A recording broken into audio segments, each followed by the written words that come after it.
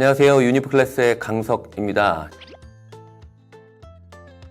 지난 1월 3일부터 6일 동안 2024학년 정시 지원 원서 접수가 마감이 되었습니다. 올해 정시 경쟁률의 특이점 어땠는지 11개 대학 중심으로 좀 알아볼 건데요. 유의미한 변화들 위주로 한번 알아보도록 하겠습니다. 정시 경쟁률을 알아보기에 앞서서 올해 정시의 특징은 좀 어땠었나 알아봐야 될 텐데요. 첫 번째는 정시가 좀 더 확대가 되었죠. 작년보다는 11개 대 기준으로 한 300명 정도, 재작년보다는 1200명 정도나 좀 늘어난 상황이고요. 두 번째 같은 경우에는 수능 응시 인원이 작년보다는 3000명 정도 줄었는데 N수생, 졸업생들은 18,000명 정도 늘어났습니다. 세 번째는 자연계열 학생들이 급증하고 있다는 겁니다. 2023학년도 수능 때 문과와 이과 비율이 거의 5대5였어요. 과탐이 사탐 응시자보다 300명 정도가 많았었거든요. 근데 올해는 그 차이가 13,000명 정도로 좀 벌어졌습니다. 그만큼 자연계열 학생들의 경쟁이 굉장히 치열해졌다라고 좀 할 수 있고요. 네 번째는 올해 수능이 굉장히 좀 어려웠죠. 국어와 수학 둘 다 표준 점수가 굉장히 높았고 등수가 좀 더 명확해지는 상황이 좀 벌어졌습니다. 수시와 정시를 동시에 준비해야 되는 재학생들에게는 힘든 수능이 아니었나라고 좀 생각을 하고요. 다섯 번째는 서울대 정시 경쟁률 상승 예고였죠. 서울대가 올해 정시에서 과탐2 응시를 필수 제한을 풀면서 경쟁률이 굉장히 치솟았습니다. 작년에 서울대 입결이 많이 펑크가 난 편이었는데 올해는 거의 메디컬 수준으로 다시 올라가지 않을까 그런 생각을 좀 한번 해봅니다. 마지막으로 서울권대학으로의 지원이 급증하고 있습니다. 11개 대학 기준으로 9,500건 정도 지원이 늘어났거든요. 올해 재학생 수가 굉장히 줄었는데 2025학년도에는 재학생 수가 좀 늘거든요. 갈수록 상위권 대학의 경쟁률, 특히 정시 경쟁률은 극심하지 않을까 예상을 합니다. 정시 경쟁률을 또 알아보기에 앞서서 수시에서 다 선발하지 못하고 이제 정시로 2월된 인원이 어느 정도 규모인지를 확인하면서 경쟁률을 확인하는 게 낫거든요. 첫 번째로 메디컬, 우리가 흔히 말하는 의치한 약수와 교대인데요. 표를 보시는 방법은요. 제가 연도별로 4개년을 정리를 했는데 2024학년도 계획이라고 되어 있던 건 대학들이 정시에서 이 인원을 모집할 거야 라고 계획을 했는데 수시에서 다 뽑지 못했어. 정시로 이만큼 2월 할 거야. 최종 정시 모집 인원은 이거야 라고 하는 확정 모집 인원인 겁니다. 계획보다 확정이 어느 만큼 증감을 했는지 노란색 표로 해놓은 거고요. 고려대 의대 8명, 또 연세대 약대가 4명, 동덕여대 3명 등이 2월이 발생하면서 전체적으로 의치한 약수가 74명 2월이 되어서 2,243명을 모집을 합니다. 요건 지역인재 전형을 제외한 일반 전형을 말씀드리는 거고요. 전년도보다 한 2월에는 25명 정도 늘은 상황이죠. 교대 같은 경우에는 올해 뉴스가 좀 많이 나왔었죠. 역대급으로 2월 인원이 발생을 했습니다. 교직에 대한 선호도가 굉장히 줄어들고 초등교육에 대한 선호도가 많이 줄어든 상황에서 갈수록 입결이 떨어지고 있던 상황이었는데 교대 2월 인원이 늘어나면서 교대 입결이 하락할 것이다라는 예상 기대 심리에 많이 지원한 것 같은데요. 올해 더 입결이 하락할 것 같지는 않고 펑크는 좀 없을 것 같다라는 예상을 한번 해봅니다.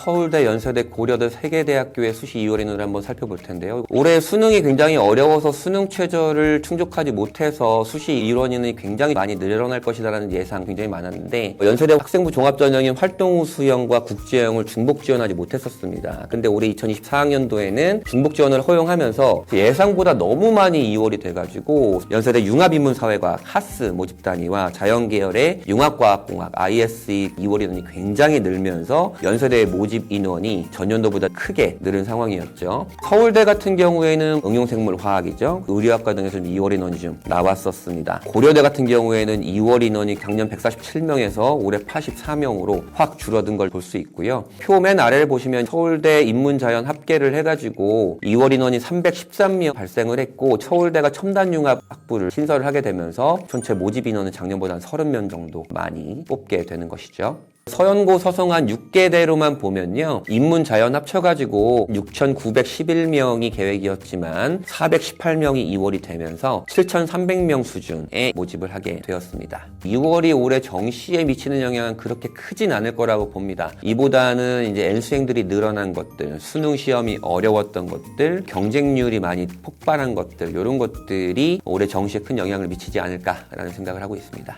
본격적으로 11개 대학의 정시 경쟁률을 살펴보겠습니다. 인문 가나다군, 자연 가나다군별로 소팅을 하게 되었고요. 파란색 셀 같은 경우에는 작년보다 지원 인원이 군별로 어떻게 늘었고 경쟁률은 어떠했는지의 증감을 보여드리는 겁니다. 지원 건수가 굉장히 많이 늘었죠. 인문 같은 경우에 가나다군에서 2,469건이 늘었고요. 자연계열 같은 경우에는 거의 7,000건 가까이 늘어가지고 이걸 보면서 상위권 대학으로의 진입의 욕구가 좀 커짐을 좀 알 수가 있고요. 신설 모집단위 증원 이런 것들도 같이 좀 욕구가 섞여 있는 것 같아요. 특이한 건 빨간색으로 표시된 인문계열 다군인데요. 경쟁률이 1.51 줄었죠. 반면에 지원 건수는 늘어난 겁니다. 이건 왜 그러냐면 한국외대가 소셜 사이언스 AI 학과라는 모집 단위를 다군에 신설하게 되면서 작년보다 27명 더 모집을 하게 됐거든요. 증가분만큼의 인원이 더 들어오지 않아서 경쟁률이 하락한 것뿐이지 실제 지원 건수는 늘어난 것으로 보실 수 있고요. 자연계열 다군의 경쟁률이 급격히 상승을 했죠. 작년에 27.67대 1에서 올해는 30.48대 1로 늘어났습니다. 이거는 역시 올해 다군에 신설된 성균관대 에너지학과 반도체 융합공학에 지원한 학생들이 대거 있었고요. 자, 이번에는 각 대학별 경쟁률이 어떠했나를 살펴볼 텐데요. 경쟁률이 높은 대학교부터 낮은 대학교 순으로 좀 정렬을 해놨고 보라색 표가 지원의 눈치 싸움이 어떠했나를 좀 보여주는 지표인데요. 블라인드 지원율은 원서 접수 마감이 오후 6시에 마감을 한다. 직전 경쟁률이 보통 1시에서 3시 사이에 발표를 하거든요. 그러면은 이 4-5시간 동안에는 누가 어떻게 지원하는지에 대한 정보가 아예 없습니다. 이 시간을 블라인드 시간이라고 하고 이 블라인드 시간에 얼마만큼 유입이 됐는지를 퍼센테이지로 보여주는 건데 마감일 오후 지원이라고 되어 있는데 이게 그 직전 경쟁률을 발표할 때 지원한 인원을 말씀을 드린 겁니다. 최종이라고 되어 있는 곳은 총 지원자가 몇 명이야, 최종 경쟁률은 얼마야를 하게 됐고 그것을 작년인 2023학년도와 비교한 표입니다.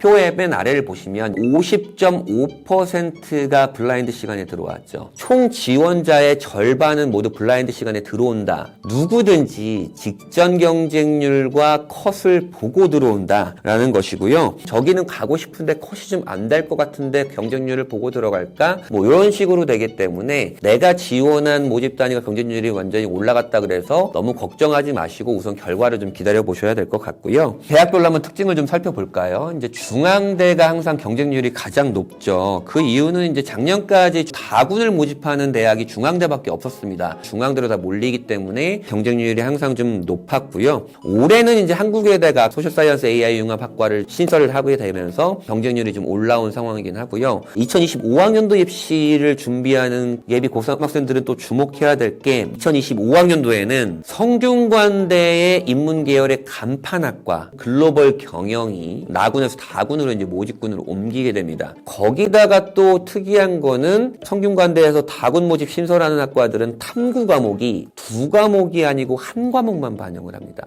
탐구 1과목이 평점수 만점이 나온 학생들 같은 경우에는 성균관대 다군에 굉장히 좀 눈독을 들이게 되겠죠. 올해 11개 대학교의 블라인드 지원율 평균은 50.5%, 경쟁률은 4.97대 1로 작년보다 0.33대 1 늘었고 블라인드 지원율도 2.91%가 늘었고 지원 건수 같은 경우에는 2,456건이 늘어난 상황을 보실 수 있습니다. 다음은 11개 대학교의 자연계열 경쟁률을 한번 살펴보겠습니다. 블라인드 지원율이 이제 45.99%로 인문계열보다 많이 낮은 걸 확인할 수 있어요. 자연계열 학생들 같은 경우에는 과에 대한 고집이 좀 많이 있습니다. 그리고 이제 소신 지원하는 학생들도 굉장히 좀 많이 있거든요. 그러면서 이제 블라인드 지원율이 좀 인문계열보다 많이 낮은 걸 확인할 수 있고 올해 다군의 모집을 신설한 한국외대 서울캠퍼스의 랭귀지 AI 학과가 경쟁률이 이제 18.63대 1로 경쟁률 1위를 기록하게 되었죠. 성균관대를 한번 또 살펴볼 수 있을 텐데요. 경쟁률이 지금 2.64나 올랐죠. 지원 건수가 2,610건이나 올랐습니다. 다군의 에너지학과 반도체융합공학이 신설이 되면서 지원 건수가 굉장히 좀 많이 늘어난 거고요. 서강대 같은 경우가 경쟁률과 지원 건수가 좀 줄었어요. 서강대 같은 경우에는 탐구 반영 비율이 굉장히 적습니다. 상대적으로 이제 국어 수학의 반영 비율이 좀 높은데 올해는 국어 수학 둘 다 굉장히 어려운 편이었죠. 서강대 지원 지원보다는 이제 성균관대나 한양대를 좀 지원하지 않았을까 이렇게 좀 예상을 한번 해볼 수 있고요. 연세대도 경쟁률이 굉장히 좀 많이 올랐죠. 이거는 또 원서 접수 일정과도 좀 연관이 있습니다. 작년까지는 서울대와 연세대만 원서 접수 일정 마감을 같이 했고 고려대가 좀 늦게 했는데 올해는 서연고가 모두가 다 원서 접수 일정이 같았어요. 서울대, 연세대, 고려대를 함께 고민을 하면서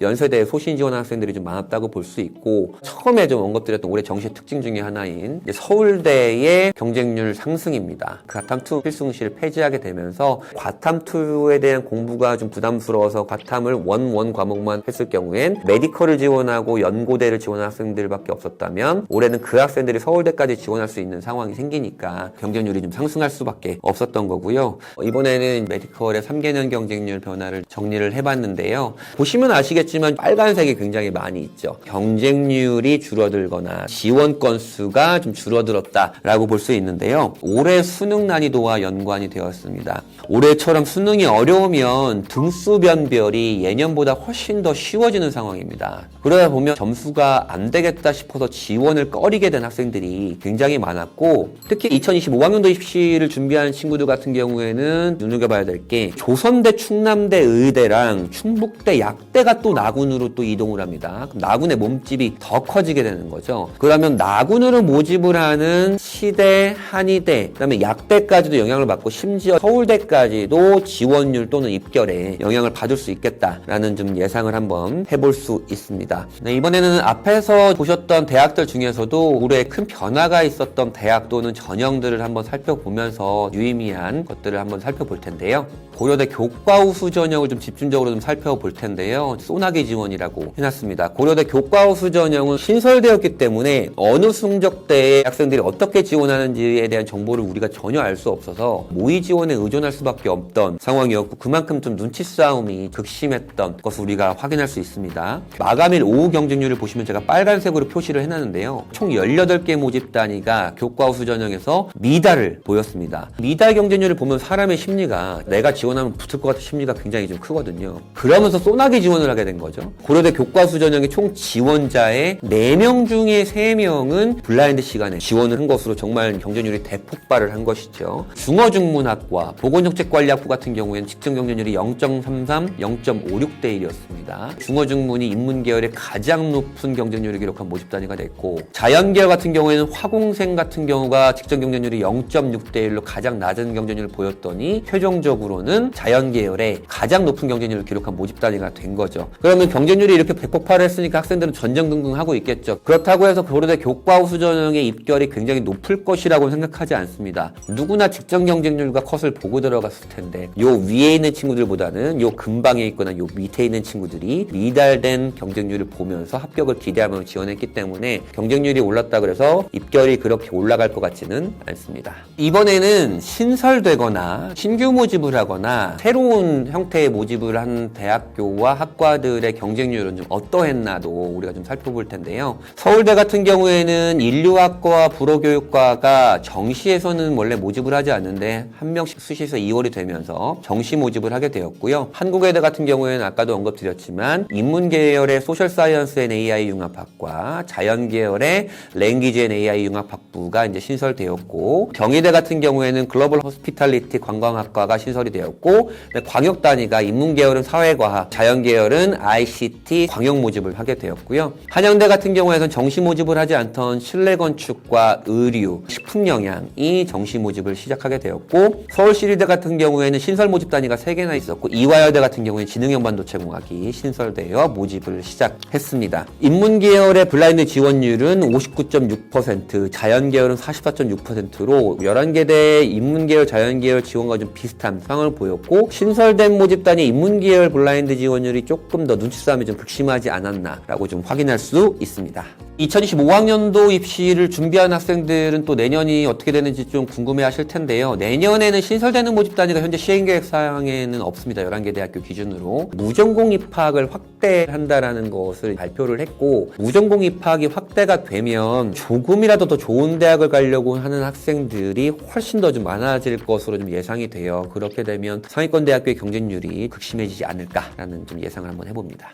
이번에는 11개 대학교의 경쟁률 탑10을 정리해봤습니다. 성균관대 다군 에너지학이 52.45대1 엄청난 경쟁률을 보였죠. 성균관대 다군 반도체융합공학이 48.61대1, 중앙대 다군의 전자전기 28.42대1, 중앙대 소프트웨어 25.76대1, 그다음에 인문계열의 중앙대 다군 경영학이 21.8대1, 올해 신설된 한국외대 랭귀지 앤 AI 융합학부가 18.63대1, 서울대 인류학과가 18대1, 다군의 또 한국외대 경영학부가 17.4대1, 소셜 사이언스 앤 AI 융합이 16.37대1, 연세대의 도시공학이 16.21대1을 보여주고 있습니다. 다군 모집 단위와 신설된 모집 단위들이 경쟁률 탑을 차지하고 있는 것을 확인할 수 있습니다. 대학별로 경쟁률이 높았던 탑3 모집 단위들이 궁금한 분들께서는 영상 맨 뒤에 자료를 첨부했으니까 그거 확인하시면 될 겁니다. 자, 이번엔 또 경쟁률이 폭발한 모집 단위를 인문 5개, 자연 5개 정도 제가 뽑아봤는데요. 인문 계열 같은 경우가 블라인드가 50.5%였고 자연 계열 같은 경우 평균이 46%였는데 5개 모집 단위만 뽑고 보면 인문 계열이 81.6%, 자연 계열이 89.3%로 총 지원자의 10명 중에 9명이 블라인드 시간에 들어온 것으로 알 수가 있습니다. 모집 단위들의 특징을 보면요. 직전 경쟁률이 미달이죠.